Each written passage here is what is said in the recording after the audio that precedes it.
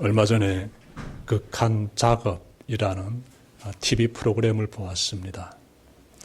미얀마에서 살고 있는 한 30대 정도 보이는 가장이 오래된 트럭을 운전하는 그런 모습을 취재했더라고요. 정말 보게 되면은 고물과 같은 엔진이 돌아가고 차가 움직인다는 것이 신기할 정도로 정말 오래된 고물과도 같은, 정말 고철과도 같은 그런 차를 운전하는 30대 한 중반 정도 돼 보이는 한 남성의 그런 작업하는 모습을 쭉 이렇게 담았더라고요.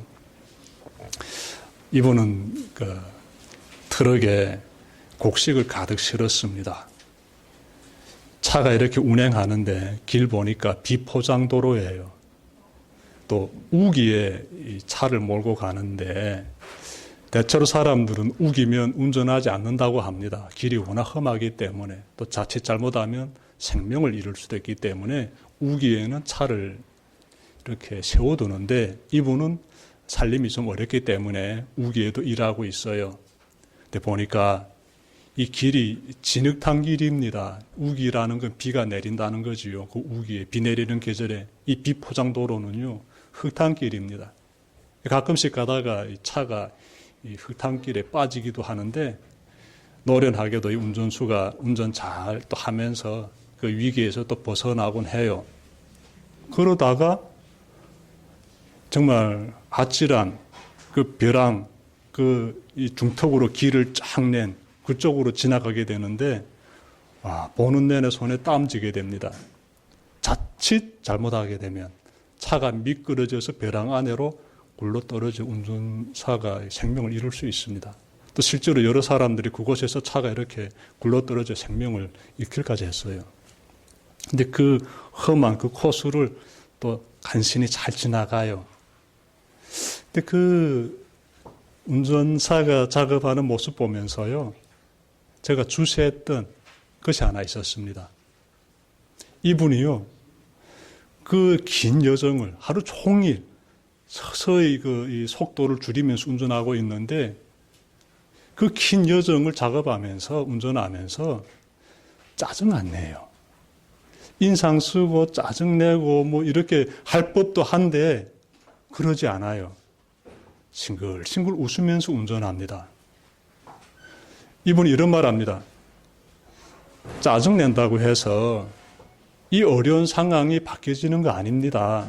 나는 그래서 웃기로 마음을 먹었습니다.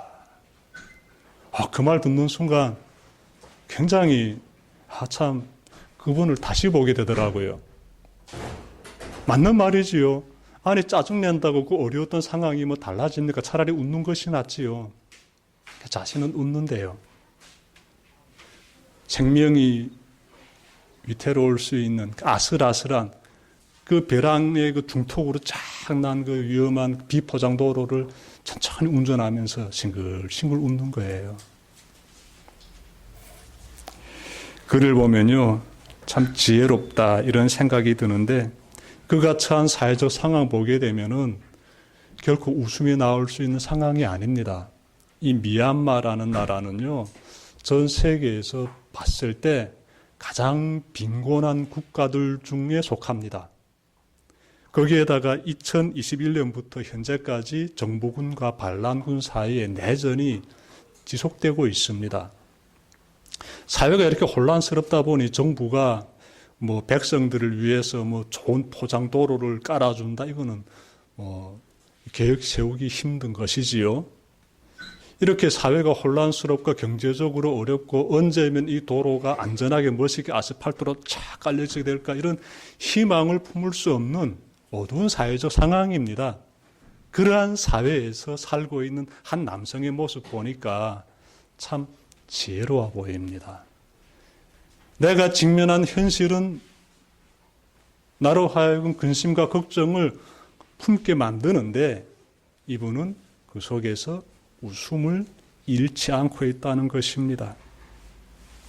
글을 보면 행복은 웃는 자의 것이다 라는 격언이 떠오르고요. 웃을 일이 생겼기 때문에 웃는 것이 아니라 웃기 때문에 웃을 일이 생긴다라는 격언도 떠오릅니다. 그리고 말이 씨가 된다라는 말도 떠오르고요. 그래서 우리는요, 어떤 생각을 가지고 어떤 말을 하는가가 참 중요해 보입니다. 내가 긍정적인 말을 하고 긍정적인 생각을 가지고 산다면은 정말 좋은 일들이 생겨납니다. 그런데 내가 내 마음의 밭이 부정적인 생각으로 이렇게 계속 이렇게 함몰되어 있다라게 되면은 좋은 결과들이 드러나지 않게 됩니다. 우리는 긍정의 말을 즐겨 사용해야 하며 시련 속에서도 미소를 지을 수 있어야 합니다. 그래야 할 때 인생을 잘 살 수 있습니다. 새해를 맞이하는 대한민국의 상황을 보면 어떻습니까, 여러분? 얼굴에 미소가 비깁니까? 현실을 봅시다. 한국이 처해 있는 이 새해의 현실을 보게 되면은 밝지 않습니다. 몇 년 전에 서울 도심에서 그 이태원에서 159명의 사람이 압사당했습니다. 이 도심에서. 그 인파에 그냥 압사당해서 생명을 잃은 사람이 무려 159명이나 돼요. 굉장히 충격받았습니다, 그때. 슬픔은 진짜 이루 말할 수 없지요. 근데 그 슬픔이 가셔지기도 전에 지난달에 어떤 일이 생겼습니까? 깜짝 놀랐죠. 그 무안공항에서 비행기 동체 착륙 사고로 179명이 목숨 잃었습니다. 그러니까 생각하는 순간 우리는 그냥 가슴이 막 아파지게 되고 눈물이 고이게 되는 것이에요. 무거운 심정을 가지고 있습니다. 우리는 지금 거기에다가 지난달에 또 계엄령 사건이 터졌는데 아직까지도 그 사건으로 인한 그 여파가 굉장합니다. 사회요 혼란스럽습니다. 웃음이라고요? 어떻게 웃을 수 있습니까? 아픈데, 마음이 아프고 힘든데. 여러분, 기독교의 상황은 어떨까요? 기독교. 지난달에 한국 리서치에서 발표한 통계조사 자료에 따르면 기독교의 상황이 밝지 않습니다. 주요 종교에 대한 호감도 변화에서 불교는 51.3%, 천주교는 48.6%, 기독교는 35.6%로 나왔습니다. 종교에 대한 호감도에서 불교는 괜찮아요. 뭐 51.3% 하면 정말 높이 나왔어요. 불교가 제일 높아요. 그 다음 그 아래 천주교, 기독교는 한참 떨어져 있어요. 35.6%. 한국 사회에서 기독교가 불교나 천주교보다 좋은 평가를 받지 못하고 있습니다. 우리가 직면한 사회 상황 보게 되면요, 밝지 않아요. 세상이 요동치고 삶이 긴장되는 이와 같은 현실을 보면서 우리는 어떤 마음의 자세를 가져야 할까요? 웃는다고 모든 문제가 해결되는 것은 아니지만 웃을 줄 아는 사람은 모든 문제를 두려워하지는 않습니다. 미얀마의 트럭 기사는 웃을 수 없는 상황이지만 의식적으로 웃음을 표출함으로써 위기를 극복하고 있습니다. 그 모습을 보며 이런 질문을 좀 가져봅시다.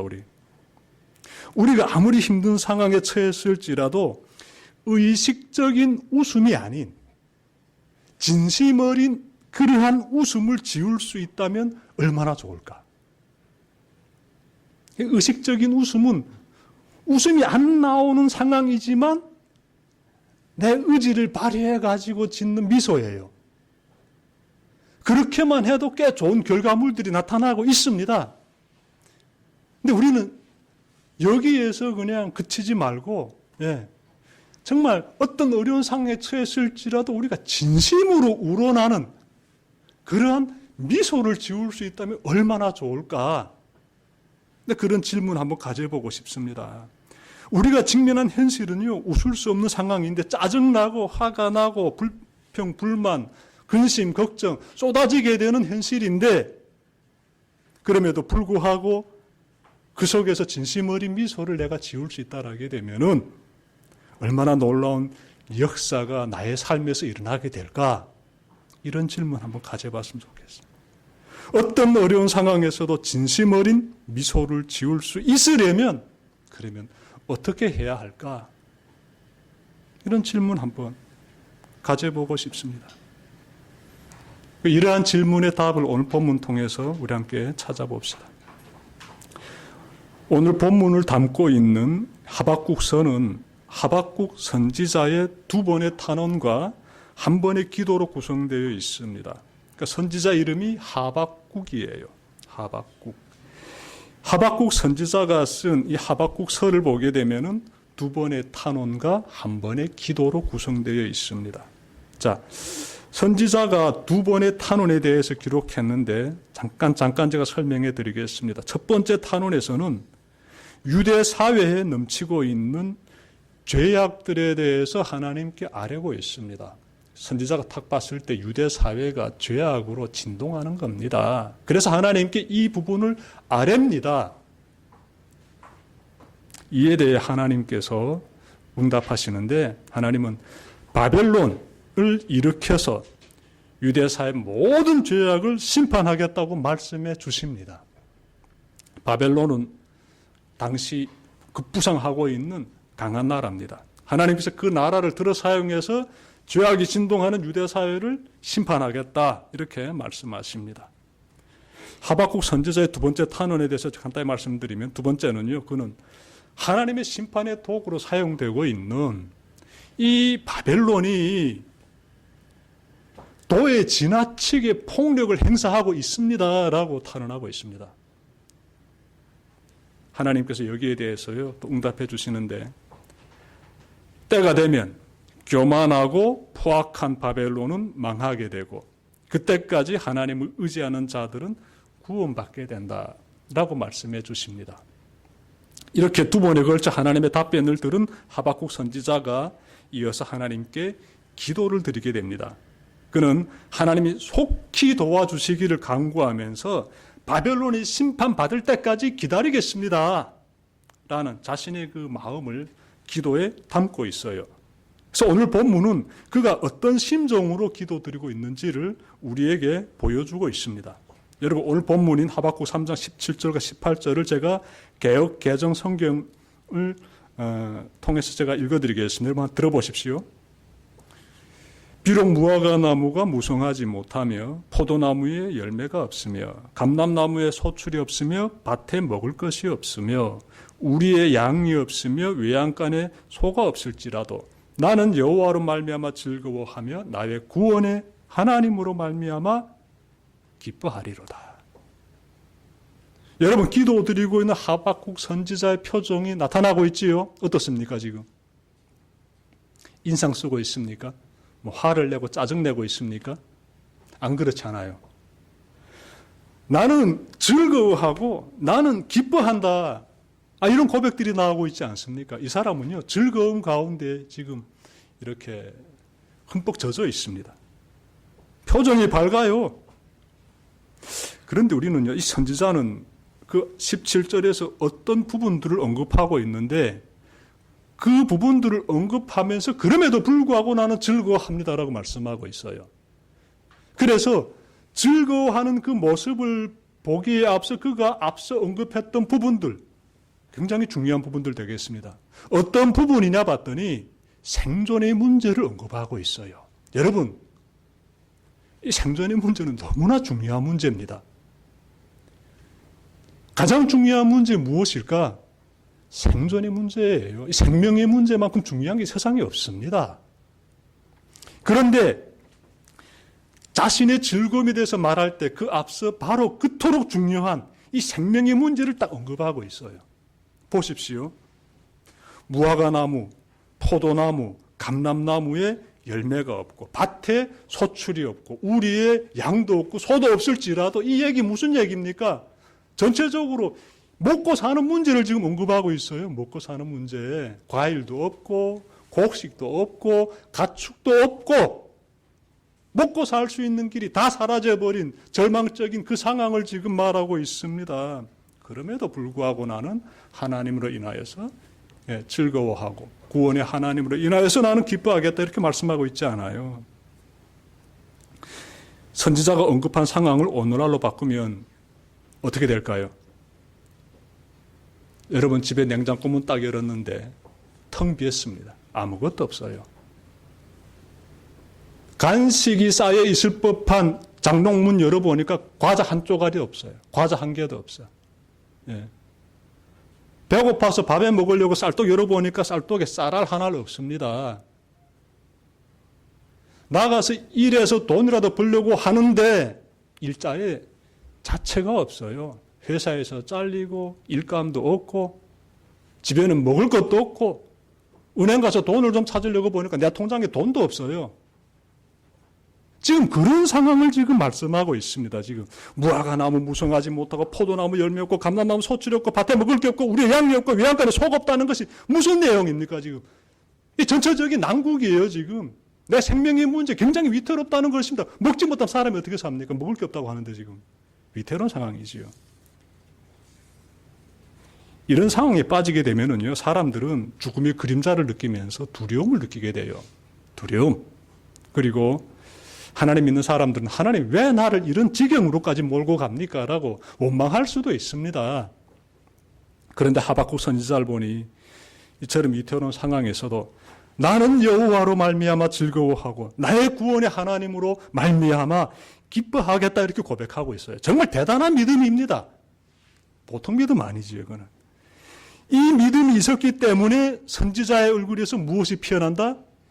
미소가 피어난다는 것이에요. 그 미소는 어디서 나온다? 믿음에서 나온다는 것이에요. 그 믿음 너무나 굉장한 믿음이지요. 믿음이란 무엇일까요? 그 믿음이란 무엇일까요? 세상의 고통 앞에서도 굴하지 않는 태도, 그것이 믿음이지요. 성경은 이런 사람을 가리켜서 의인이다라고 해요. 여러분 의인 되고 싶습니까? 세상의 고통 가운데서도 굴하지 않는 태도를 가지시길 바랍니다. 하박국 선지자는요 2장 4절에서 아주 유명한 말 하는데 의인은 믿음으로 산다. 정말 굉장한 고백을 해요. 의인은 믿음으로 산다. 믿음으로 사는 사람은 누구다? 의인이지요. 여러분 봐야 돼. 불의한 세상에서 좌절하지 않고 구원의 때를 기다리며 즐거움의 미소를 짓고 있는 하박국 선지자의 그 아름다운 모습 보십시오. 하나님 믿는 사람의 모습, 선지자의 모습 보십시오. 하나님 보시기에 그런 사람이 의인인 거예요. 여러분의 삶에서도 이와 같은 믿음의 미소가 흘러넘치시기를 바랍니다. 새 2025년이 시작되었습니다. 여러분 부디 한 해의 삶 속에서 정말 하박국 선지자처럼 믿음의 미소, 즐거움의 미소 한껏 뿜어내시기를 바랍니다. 올해 우리 교회 표어가 있습니다. 주님으로 인하여 즐거워하자입니다. 다시 말씀드릴게요. 2025년 대선교회 표어입니다. 주님으로 인하여 즐거워하자. 눈앞의 현실이 아무리 힘들더라도 나의 주 나의 하나님으로 인하여서 즐거워하는 우리들의 한 해가 되기를 바랍니다. 그러기 위해서 우리가 세 가지를 꼭 실천합시다. 첫째로 말씀을 붙잡아야 합니다. 하박국 선지자가 위기 속에서 즐거워하셨던 것은 그가 하나님의 말씀을 붙잡았기 때문이에요. 약속의 말씀이지요. 지금은 비록 고통스럽지만 구원의 날이 임할 것이라는 하나님의 말씀을 굳게 붙잡았습니다. 그리 했기 때문에 하박국 선지자가 즐거워할 수 있었던 것이에요.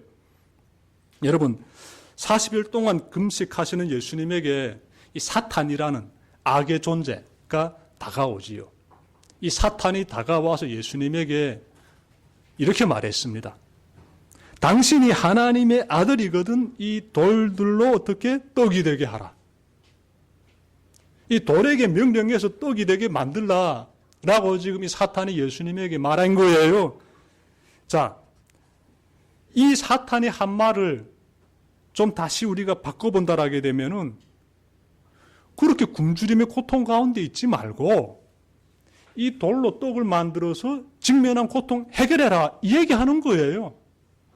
사탄은 예수님이 돌을 가지고 떡을 만들 수 있는 분임을 알고 있습니다. 영적인 존재예요. 사탄이 그 정도는 내다봅니다. 이 하나님의 아들이신 예수님이 그 정도 일은 충분히 할 수 있다. 돌로 떡 만드는 거 일도 아니다. 사탄은 알고 있어요. 어서 빨리 돌로 떡을 만들어가지고 당신이 겪고 있는 굶주림의 고통의 문제 해결해라. 아주 그럴듯한 말이죠. 아주 현실적인 말이지요. 그때 예수님께서 어떻게 말씀하셨는가 하면요. 사람이 떡으로만 살 것이 아니라 하나님의 말씀으로 살아야 된다라고 딱 응대하셨습니다. 여러분, 돌로 떡을 만든다고 고통의 문제가 사라지는 것이 아닙니다.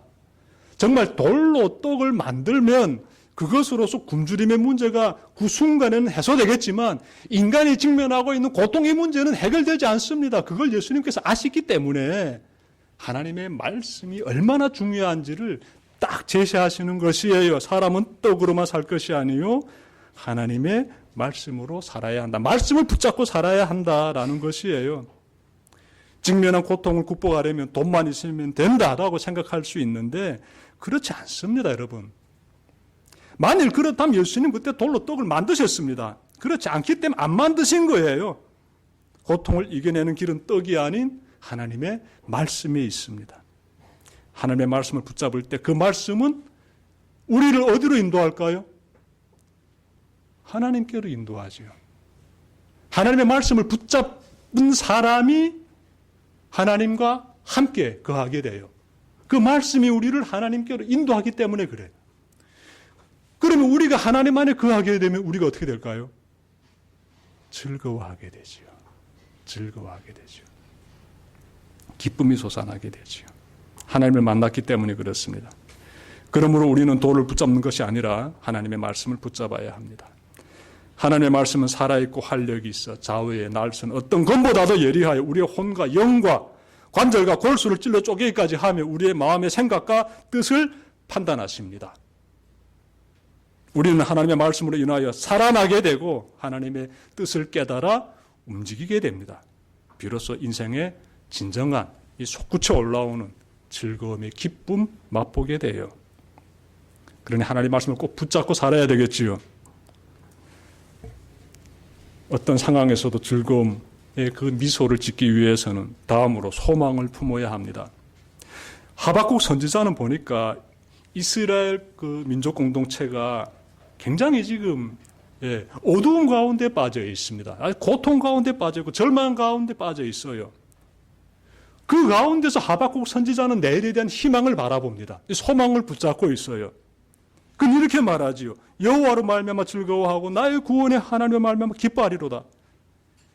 하박국 선지자 얼굴에서 하나님으로 인한 즐거움의 미소가 지금 피어나고 있는데 여러분 시편을 보게 되면은 절망 속에서 낙심하지 않고 하나님을 기다리며 찬송하는 한 사람이 나오지요. 제가 말씀 읽겠습니다. 42편 5절이에요. 시편. 내 영혼아 내가 어찌하여 낙심하며 어찌하여 내 속에서 불안해하는가. 내가 하나님께 소망을 두라. 그가 나타나 도우심으로 말미암아 내가 여전히 찬송하리로다. 여러분 잘 봐야 되겠지요. 낙심과 두려움 가운데 일어나 하나님께 소망을 두게 되면 하나님이 나타나 도와주심으로 인하여서 나는 여전히 하나님께 찬양을 올려드리겠다 이렇게 고백하고 있지 않습니까? 하나님께 소망을 가지고 나는 여전히 찬양의 그 자리 가운데 서 있겠다. 시인의 놀라운 고백이지요. 좌절할 법한 상황임에도 불구하고 하나님을 의지하며 찬송하는 그 시인의 표정이 그려집니다. 그 표정 가운데 하나님으로 인한 즐거움의 미소가 피어나는 것이지요. 이와 같은 모습이 여러분의 삶에서도 꼭 이렇게 나타나시기를 바랍니다.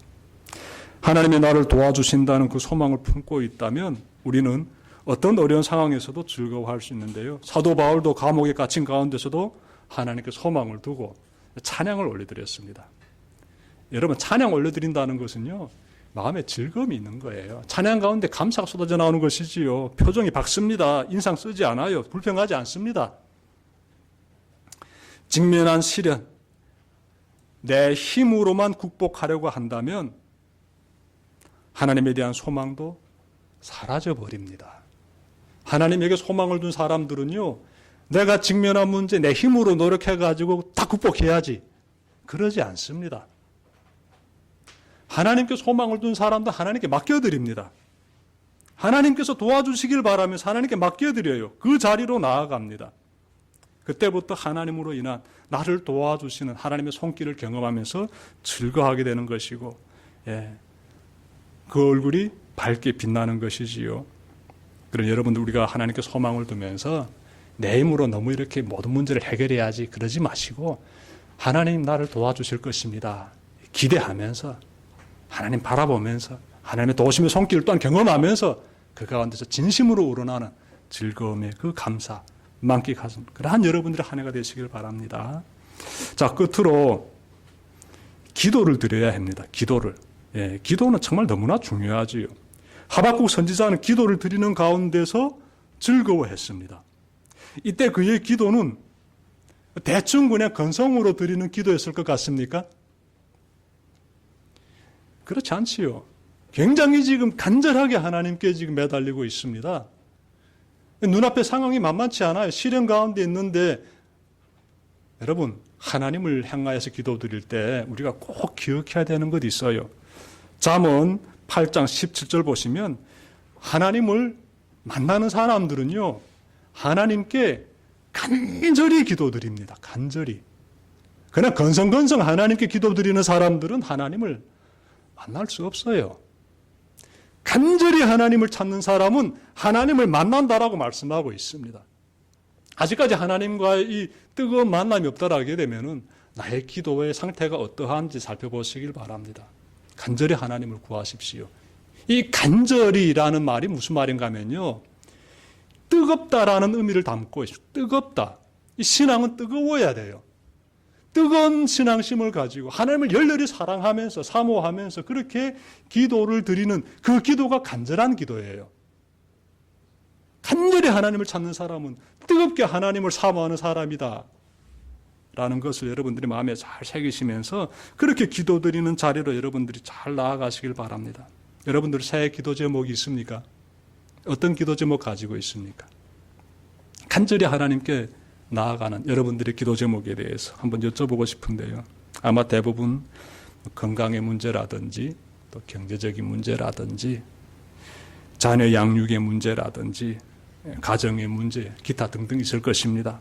근데 여러분 여기에만 머물러 있으면요, 여러분들의 간절한 기도 제목이 이와 같은 것들에만 머물러 있게 되면은 인생에 진짜 솟아나는 즐거움의 그 아름다움을 경험할 수 없습니다. 왜냐하면 이런 육신적인 문제들은요, 설령 해결되었다라고 해서 기쁨을 누릴 수 있는데 그 기쁨은 일시적인 기쁨이에요. 조금 시간 지나면 다시 불안해지게 되고 걱정에 빠져들게 됩니다. 그러므로 우리는 인생 사는 동안 간절히 구해야 하는 기도 제목이 따로 있습니다. 따로 있어요. 사세기 위대한 신학자이자 성인으로 존경받는 어거스틴은요, 시편 27편 4절을 붙잡고 기도드리라고 말했습니다. 시편 27편 4절, 진짜 중요한 말씀인데 여러분들 한번 말씀 경청해 보십시오. 내가 여호와께 바라는 한 가지 일, 그것을 구하리니 곧 내가 평생에 여호와의 집에 살면서 여호와의 아름다움을 바라보며 그의 성전에서 사모하는 그것이라. 여러분, 인생의 즐거움이요, 진짜 즐거움은 어디에 있다고 지금 말하고 있습니까? 내가 하나님께 바라는 그 한 가지가 있는데 그것은 평생에 하나님과 함께하는 것이다, 이렇게 지금 말하고 있어요. 하나님과 함께하는 삶, 이것을 가장 중요한 기도 제목으로 삼고 살아야 한다라는 것이 되겠습니다. 우리가 뜨거운 신앙을 가지고 간절히 하나님께 기도드릴 때 육신적인 문제를 가지고 기도드리기보다는 내 경제적인 문제, 내 건강의 문제, 기타 등등 여러 문제들 기도 제목에 담을 수는 있겠지만 정말 중요한 것은 보십시오. 내가 여호와께 바라는 한 가지 일, 그것을 구하리니 내 평생의 여호와의 집에 살면서 내 평생의 여호와와 함께한다는 뜻이지요. 여호와의 아름다움을 내가 바라보면서 그 집에서 하나님과 함께하면서 하나님의 임재 가운데 거한다는 것이지요. 사모하는 그것이라. 무엇? 하나님의 그 성전을. 놀라운 은혜의 고백이지요. 여러분들 모두의 이 새해 간절한 기도 제목 되시길 바랍니다. 말씀 마치려고 합니다. 새해 2025년을 주님으로 인하여 즐거워하려면 어떻게 해야 할까요? 여러분, 하나님의 말씀을 꼭 붙잡고 그 말씀에 소망을 두고 간절히 기도드리십시오. 그리하면 전지전능하신 하나님, 평강의 하나님의 임재로 인하여서 여러분의 영혼에 감사와 사랑의 미소가 충만하게 피어나게 될 것입니다. 기도드립시다.